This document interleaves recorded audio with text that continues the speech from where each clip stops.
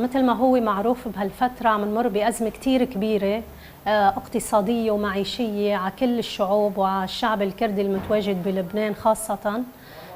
عم يعاني من أزمة معيشية كتير صعبة، ولهالسبب نحن كرابطة نوروز تقدمنا بالعديد من الطلبات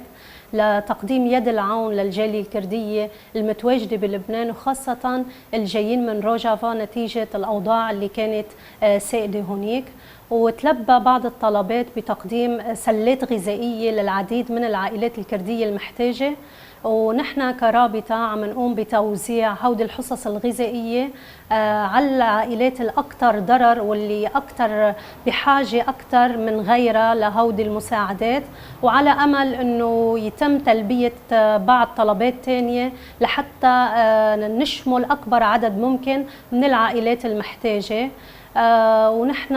بنتشكر الدولة اللبنانية والنائب بولا يعقوبيان على تلبية طلبنا بتقديم يد العون للجالية الكردية بلبنان، وبنتأمل كمان من العديد من المنظمات الإنسانية الثانية أنه تلبي طلبنا هيدا بأنه نوزع بعد حصص أكثر على المحتاجين.